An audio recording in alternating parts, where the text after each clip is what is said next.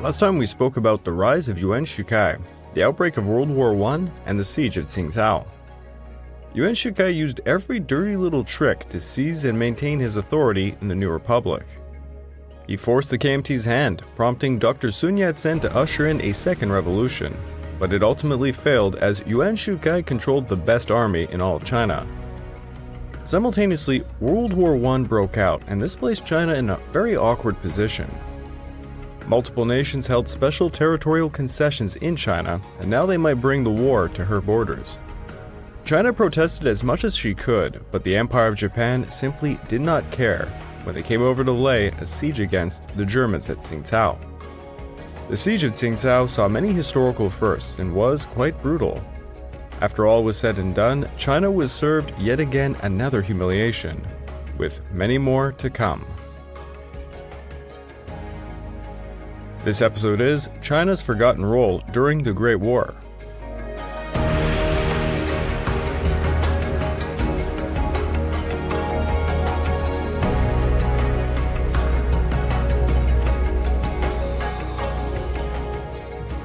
Welcome back to the Fall and Rise of China podcast. I'm your dutiful host, Greg Watson. But before we begin, I just want to remind you all that this podcast is only made possible through the efforts of Kings and Generals over at YouTube. Perhaps you want to learn a bit more about the history of Asia? Kings and Generals has an assortment of episodes on the history of Asia and so much more, so go give them a look over at YouTube. So please subscribe to Kings and Generals over at YouTube and continue to help us produce this content by checking out www.patreon.com/kingsandgenerals. And hey, don't forget about our sister podcast over at the Pacific War Week by Week podcast, written and narrated by me. And if after all of that, if you're still hungry for some more history, why don't you check out my personal channel, the Pacific War channel over at YouTube. In fact, the episode you're about to listen to is built off a series I did over on my channel. The series was called Asia During World War I, and it covered China, Japan, Southeast Asia, German raiders in the Pacific, and a bit more. It was then bundled all into a long-format documentary titled Asia During World War I, so please go check it out. Also, please check out my Patreon account at www.patreon.com/thepacificwarchannel, where I have exclusive podcasts. Over there, I just released a 2-part series on the complete history of the USS Enterprise, the Big E. And I don't just cover the Pacific War history over there, I cover basically any general history you want to hear more about, so go check it out.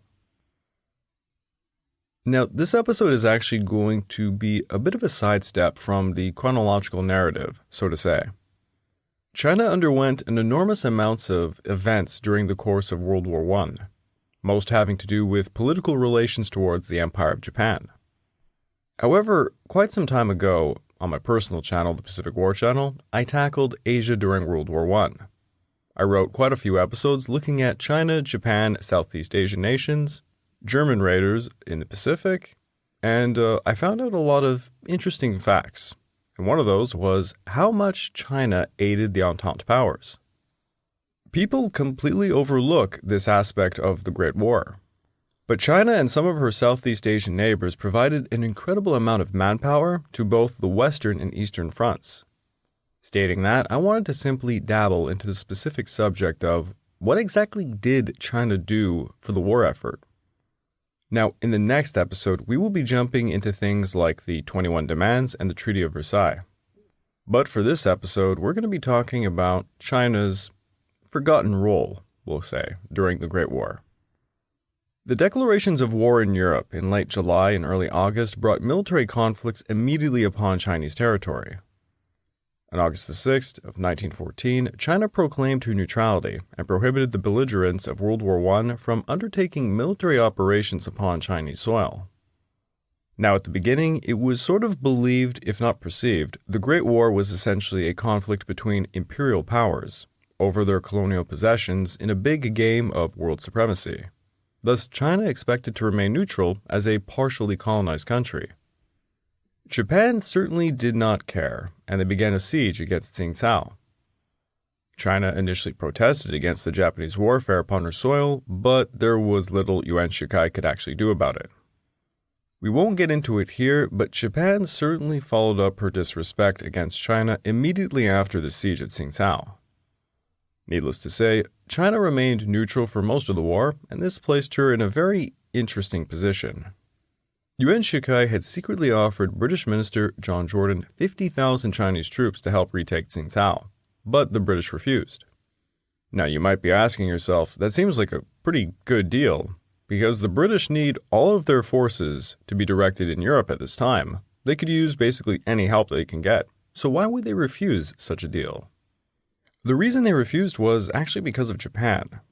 Japan refused to allow Chinese soldiers to fight in the war, because she was hoping to secure her authority as a powerhouse in the East. You see, if Chinese soldiers were to fight in the war, that means China would be in World War I, on either side of the conflict, in this case, on the side of the Entente powers. Now, Japan entered the war for multiple reasons, but a big one was to be at the seat of the table for the peace talks. You have to see the war like a great piece of pie. A bunch of guys at the end are going to get to eat that pie, and that is at Versailles. And that rhymed. I didn't mean to do that. I don't want to talk about it in this episode too much, but Japan had a lot of ambitions during World War I, and a lot of them had to do with China. And if China was allowed to join the peace talks, it would ruin everything for Japan. Thus, Chinese citizens were not allowed by the Chinese government at the time to participate in the fighting. But this did not stop them from other actions. Liang Xi was in charge of railways, the most profitable ministry within the government at the time, and he had a grand idea. He called it Yigong Daibing, laborers in the place of soldiers. Now, during the Ming and Qing dynasties, the idea of Chinese people going abroad to work was unprecedented. Both the Ming and Qing dynasties discouraged citizens from leaving the country, and they would persecute them if they did. The Qing issued decrees banning immigration in 1717 and in 1729, which would not be repealed until 1893. Yeah, take that into consideration. Until 1893, they were still technically banning it. Thus, when Liang Shiyi brought up the idea in 1915, it sort of showed how much China had changed in a very short amount of time. He discussed his idea with Entente diplomats in early 1915. He initially suggested to the British to use military laborers, men who would carry guns, but not be hired laborers. Now you might be asking, why would you do such a thing? What did China have to gain? If Britain accepted the proposal, it would mean China was technically fighting on the side of the Entente. But Britain turned Liang Xi down in early 1915, and it was obvious as to why. Anyone who officially joined the war on either side when the war was over would get a respected seat at the peace table, whereupon you could make certain demands. For a humiliated nation like China, seeing numerous global powers encroach upon her with unequal treaties, for example, the large indemnity payments for the Boxer Protocol, which will still be into effect halfway through World War II. Thus, getting a seat at the peace table might get them what they wanted, to be rid of the unequal treaties. Hell, they might even get to join the Big Boy Club. Having received the no from the British, as one does, Liang Shiyi went over to the French. Now, France, from the offset of World War I, was in quite a panic, to say the least, and the idea of acquiring new human resources looked like an amazing idea. For France, particularly in the summer of 1915, such an idea might be the decisive factor to win the war. It also just so happened France was in the process of securing new human resources from her vast colonial empire. If you want to hear more about how French Indochina and Thailand experienced World War I, for example, please check out my specific episode on it.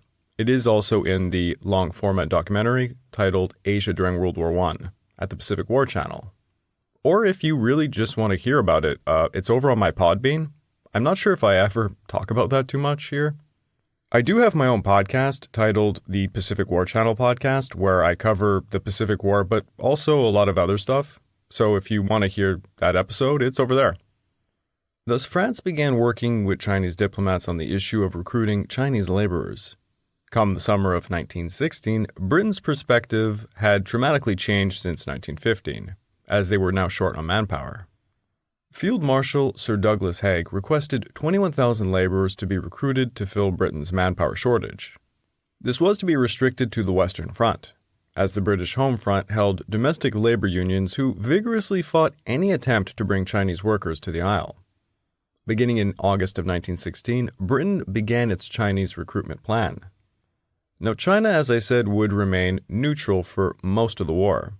So technically, the Chinese laborers were hired on the basis of a written contract, i.e., they're treated like a regular workforce. Now, I'm going to start off with the Western Front. Thus, the Chinese laborers fell into two categories: les travailleurs et les spécialistes. Translated roughly into semi-skilled labor and skilled labor.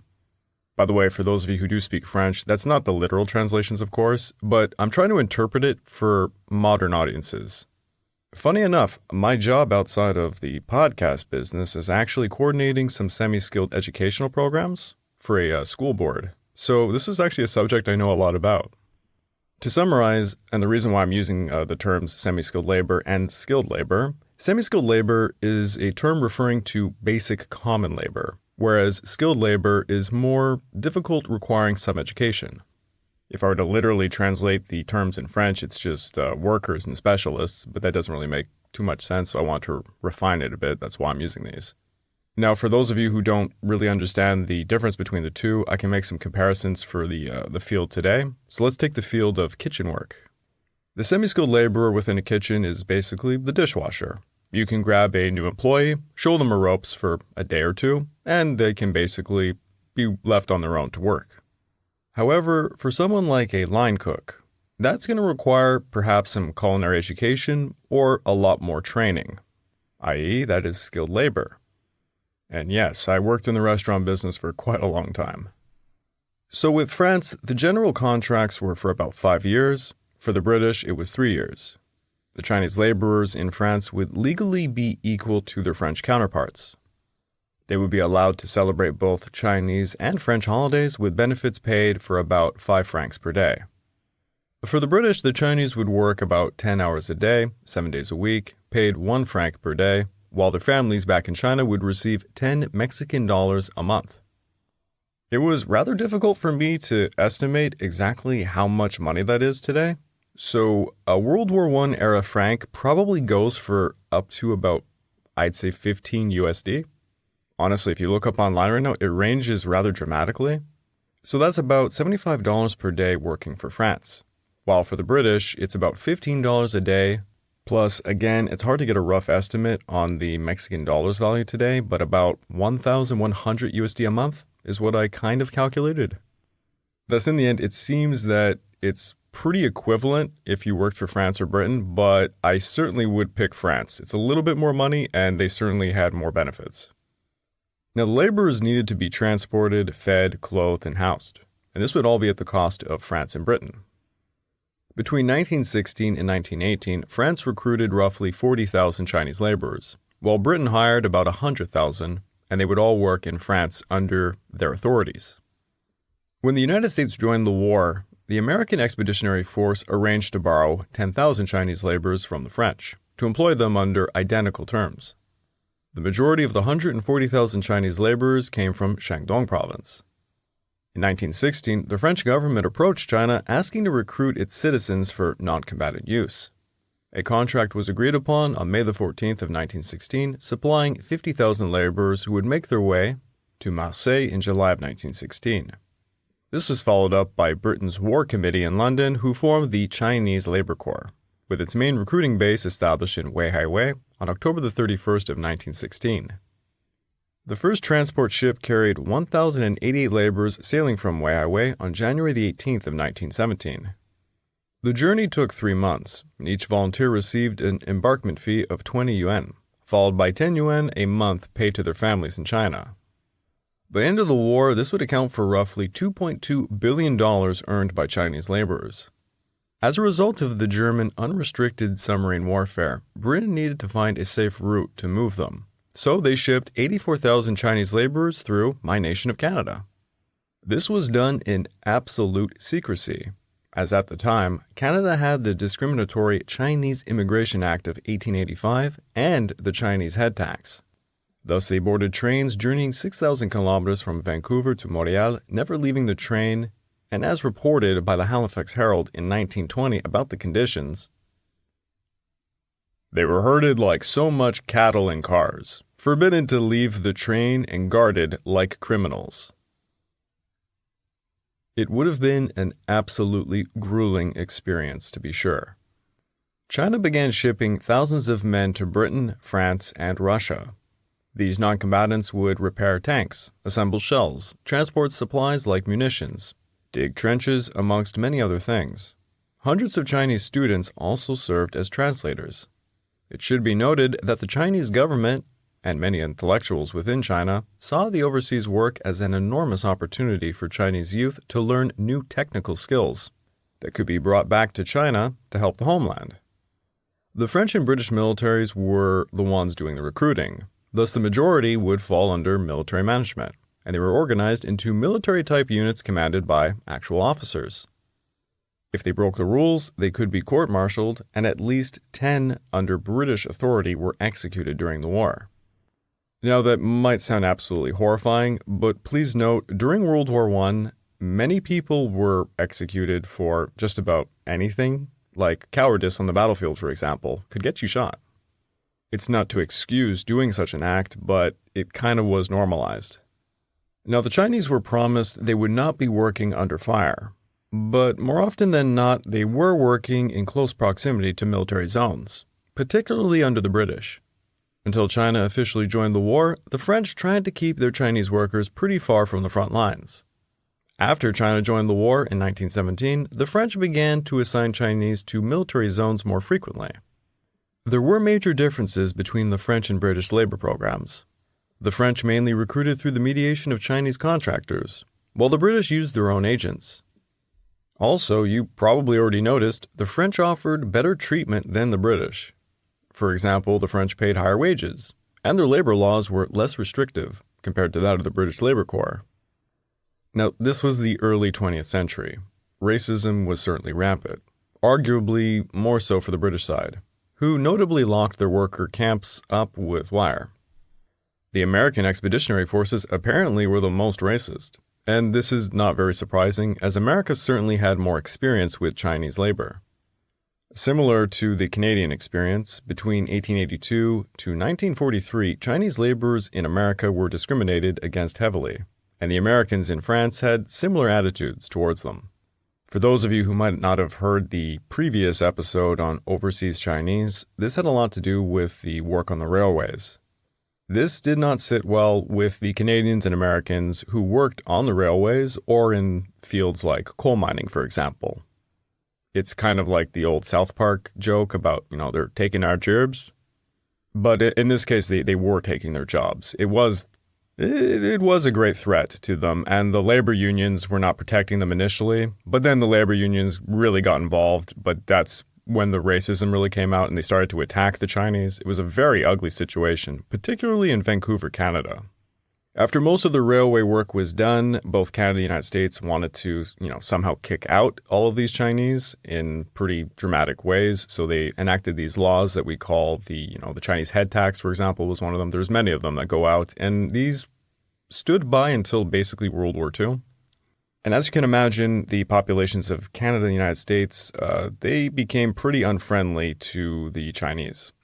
It would actually only be during World War II, when China became an ally to these nations, that Americans and Canadians came around. Racism aside, there obviously were also cultural differences, leading to misunderstandings and ignorance on both sides. It did not help that there was a lack of interpreters, leading to managerial problems. Despite the racism, cultural misunderstandings, and instances of mistreatment, it has to be noted Chinese laborers were a crucial component of the Entente War effort. The Great War was a total war. It involved the front lines and the home front. The Chinese who came to France were youthful and strong men. They worked extremely hard. As I said, 10 hours a day, typically 7 days a week, with some holidays. By the end of the war, and for a considerable amount of time afterwards, virtually all the cranes in Dieppe, Havre, Rouen, Calais, and Zengem were operated by Chinese. The French had a lot of praise for the Chinese laborers. General Ferdinand Foch said of them, "Chinese laborers are first-class workers who could be made into excellent soldiers, capable of exemplary bearing under modern artillery fire." H.R. Wakefield of the British had this to say in a report about them. A splendid and versatile worker, inured to the hardship and almost indifferent to the weather. It was certain that he would learn rapidly to cope with all the multinations kinds of work demanded by the huge British military organization overseas. Chinese laborers have a marvelous gift of imitation, and consequently they learn new and difficult tasks with great facility. Their speed and endurance are phenomenal.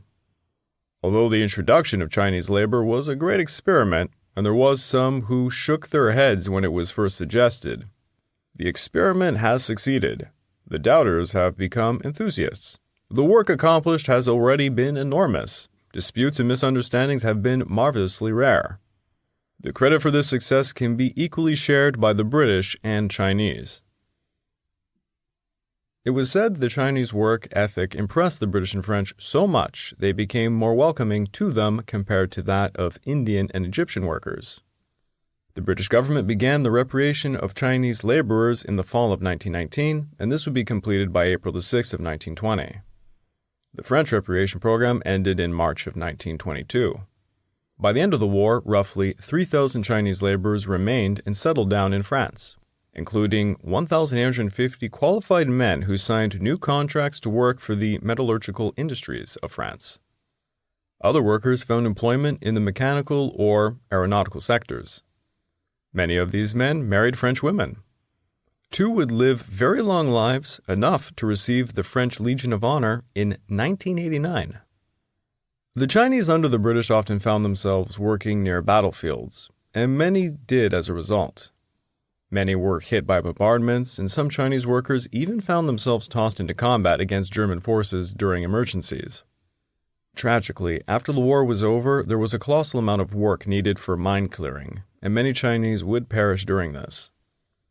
By October of 1919, 50,000 Chinese laborers remained in the British camps as they were being evacuated roughly at 15,000 per month. Nearly 2,000 would be buried in France. Many would not even make it to France. On February the 17th of 1917, the French passenger ship, the SS Athos, was sunk by the German U-boat SM U-65 off the coast of Malta. The ship was carrying 900 Chinese workers, and 543 of them were killed. Roughly 3,000 Chinese would lose their lives in the Entente War effort in the West. The United States had recently severed diplomatic ties to Germany as a result of unrestricted submarine warfare, and they pushed China to do the same. China severed diplomatic ties to Germany in March of 1917, and the United States discreetly further advised China that if they wished to be at the peace table, China should declare war on Germany.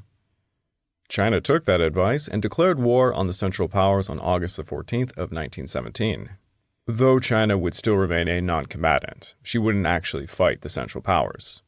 Again, if you're interested as to who did fight the Central Powers, there were some Southeast Asian nations that did, so you can go check out that episode I keep bringing up. Now, this was all for Chinese laborers on the Western Front, but Chinese also did the same thing for the Russian Empire. Like Britain and France, Russia's economy was collapsing as a result of World War I. The massive mobilization and insane levels of casualties for the Russians forced the Tsarist government to procure labor by unconventional means. At first, they began using women and POWs to compensate, but this quickly proved insufficient, so Russia turned towards China. Now, Russia had a lot of experience hiring Chinese labor since the 1890s, specifically for railway construction. It's more difficult to obtain information on the Eastern laborers, but Chinese scholars estimate up to a possible 200,000 Chinese laborers would work in Russia. The system for Russia was nothing like France or Britain. Prior to World War I, private Russian companies and state projects using Chinese agents recruited workers within China, mostly in Shandong, Hubei, and Manchuria. They contracted workers individually or in groups, who were given Russian visas and transportation by ship to Vladivostok or by train from Harbin. These laborers helped build the Trans-Siberian Railway, local urban infrastructure, and did some agricultural work, playing a key role in the development of the Russian Far East. Thus, by the time World War I came, Russia already had a system in place to hire workers. They worked in coal mines in the Donetsk region. They cut timber in the Siberian taiga. constructed railways in the polar zones of northern Russia, carried ammunition, and they dug trenches in the Eastern Front. Most of the recruitment was done in northeast China by private companies like the Yuqian Company, until 1916 when the Tsarist government tried to simplify things by placing control over the recruiting under the Chinese Eastern Railway Company in Harbin. The Chinese Eastern Railway Company took care of all the administrative formalities, such as performing medical examinations of workers, clothing them, provisioning them for the journey, and placing them on guarded trains. And here is where the Eastern workers differed rather dramatically from the Western workers. Once they crossed the border into Russia, the Chinese workers were pretty much abandoned, for a lack of better words. In the West, Chinese laborers worked under contract for the governments of Britain or France, who managed them. In the East, the Russian government did not manage them pretty much at all. It was private merchants. This meant many Chinese in the East did not receive adequate sheltering, clothing, or food once they got to Russia. And as you can imagine, conditions could be extremely rough. The Chinese worked 10 to 11 hours a day, 7 days a week, living out of badly heated and overcrowded barracks. Sometimes they had no water supplies nor basic sanitation facilities. Many would fall ill from the cold, lack of any medical care, or food. Unlike with the French or the British, Russian officers were not always assigned to overlook them. Thus, countless were just left on their own.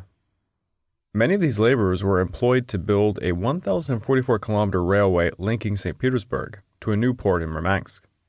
This meant they had to lay a line across frozen marshes, lakes, rocky terrains, and throughout the countryside that was uninhabited and could supply nothing but timber.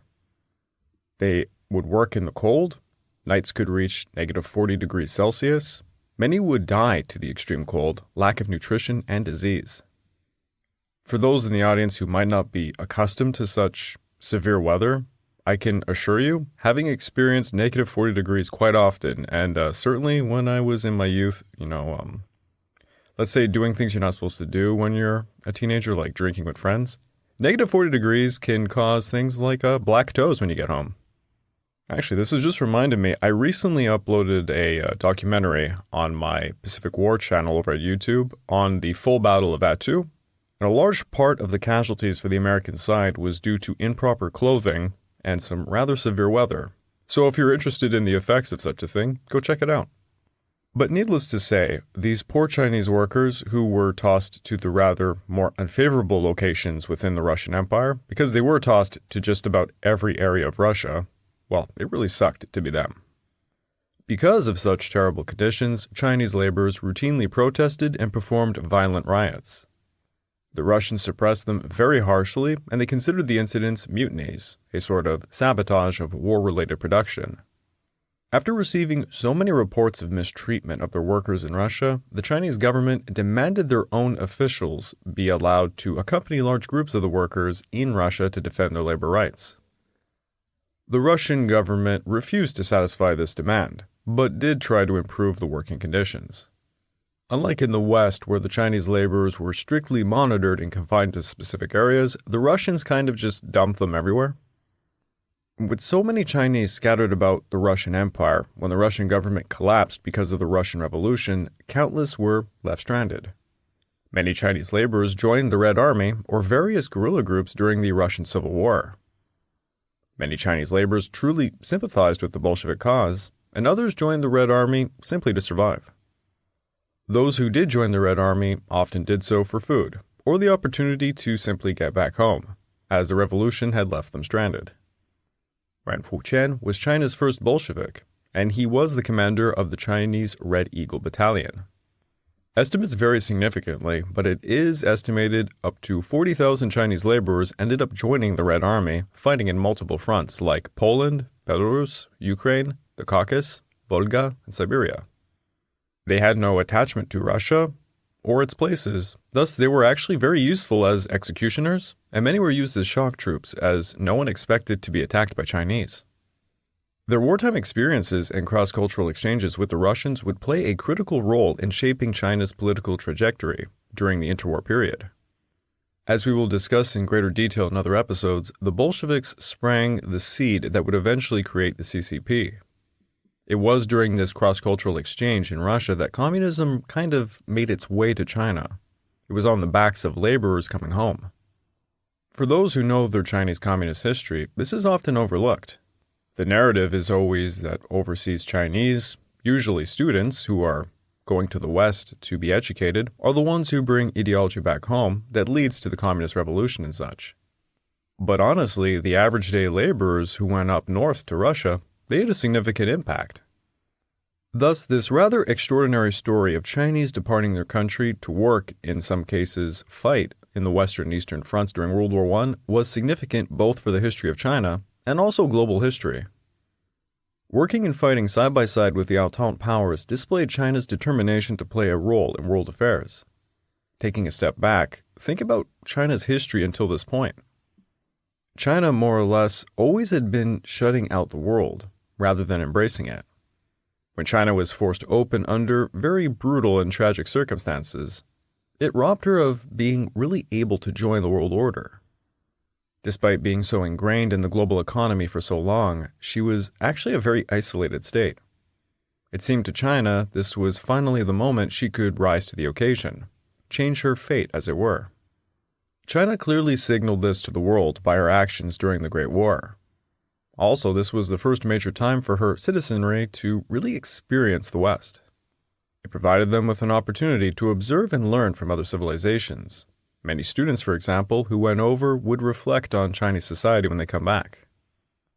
When they returned home, they brought with them new ideas and a strong desire for change. From the East, this brought a lot of Marxism. From the West, it was, various forms of democracy, capitalism, things that we think of today as basic human rights. Chinese laborers abroad came back to China forming a new national identity. There was also a large element of seeking experience in education. It was not simply the common class going out on their own. The Chinese Republic was pushing people specifically to go out into the world, receive education and vocational training, and to bring it back home to China. In something of a grand migration scheme, the Republic hoped by sending out some of their brightest students and technical laborers, they might manage something along the lines of what the Japanese did during the Meiji Restoration. To give a more specific example, take the story of Li Shizeng. Li Shizeng was an intellectual, a politician, and an entrepreneur who would study in France at the turn of the 20th century. He was very influential, and he helped translate many French books into Chinese. He advocated for dramatic reforms in China, and he was always pushing to have some Chinese come into personal contact with the West, encouraging study and work abroad. In 1902, when he went to France for the first time alongside Wu Jiwei, they discussed the possibility of sending ordinary Chinese to Europe. For them, the key to China's salvation was education in Western nations. Sending students to the West as laborers was a perfect vehicle. Li Shizeng thought if 1,000 young Chinese workers traveled to France, they would make an enormous impact on Chinese society upon returning home. Imagine 140,000. In 1912, Li Shizeng, alongside a group of other intellectuals, including a young Wang Qingwei, formed the Liaofajin Shuhui, the Society for Frugal Study in France.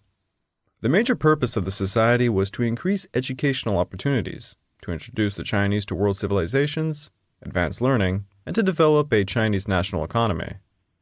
When the Chinese laborers saw what a Western country looked like, how their citizens worked and lived, it had a profound effect on them. One laborer named Fu Shangsan explained the situation in an article titled Hua Gongzai, Fa Yuzhou, Guo Du Son Yi, Chinese laborers in France and their contribution to the motherland. This was written for the Chinese Laborers Weekly. He wrote that Chinese laborers did not really understand the relationship between an individual and their nation, or between a family and a nation, before coming to the West.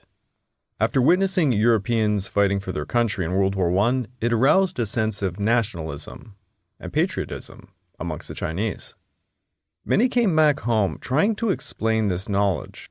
Fu Shangsan would then write that the belief Westerners were superior to Chinese was false, and that China just needed to become strong like them. All of this would drive China towards the May 4th movement, a watershed moment in modern Chinese history. But that is a story for another day. I would like to take this time to remind all of you this podcast is only made possible through the efforts of Kings and Generals over at YouTube. Please go subscribe to Kings and Generals over at YouTube and continue to help us produce this content by checking out www.patreon.com/kingsandgenerals. And hey, don't forget about our sister podcast over at the Pacific War Week by Week podcast, written and narrated by me. And if after all that, if you're still hungry for some more history, why don't you check out my personal channel, the Pacific War channel, over at YouTube. If you really like the subject matter of this episode, I recommend checking out my documentary on Asia during World War I. It can also be found on any of the podcast platforms at the Pacific War channel. Also, please check out my Patreon account at www.patreon.com/thepacificwarchannel. The latest exclusive podcast over there is a 2-part series on the USS Enterprise, the full history of the Big E. And of course, over there are many other goodies. There's live hangouts, Q&A, polls for what subjects I will tackle next, your name in the end credits of my content, and much more. And all starting at the low price of $2. So if you want to support me, please go check it out. China underwent great hardship during the Great War, something I will be talking about in the next episode. But she also became a valued member of the Entente, and she helped win the war. Yet the experience of Chinese laborers would have a profound effect on the future of modern China, showing China's people they could rise to the occasion.